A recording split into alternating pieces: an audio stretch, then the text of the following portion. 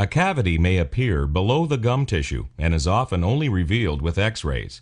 It is not possible to restore this cavity since the gums prevent access.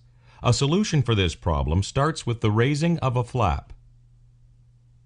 Different instruments, including the dentist's drill, are used to reduce the bone height, and this new bone architecture is prepared to support the gums in a lower position on the root of the tooth.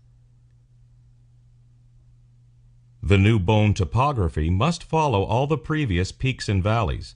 The gums are then repositioned on the prepared bone, which now supports the gums below the cavity. The cavity can now be accessed. In this situation, a resin filling is used to restore the cavity. The cavity is accessible and removed, followed by the resin placement. The reason the procedure is called crown lengthening is because the crown tends to look longer after the procedure.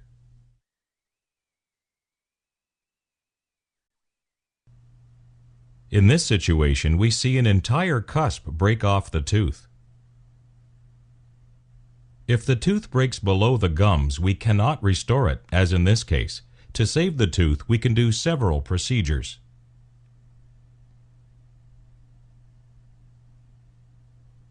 First, we raise a gingival flap for access, and then we reduce the bone level so that the bone is a certain minimum distance below the fracture.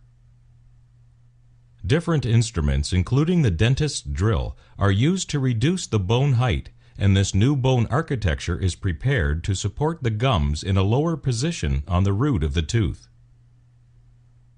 The flap is repositioned and sutured into place. After healing, the tooth can now be restored. In this situation, a light cured resin filling is used first to replace the lost cusp. This may be adequate in some situations, but the best way to restore a tooth with a large fracture is with a crown. The tooth is prepared and the crown cemented on top.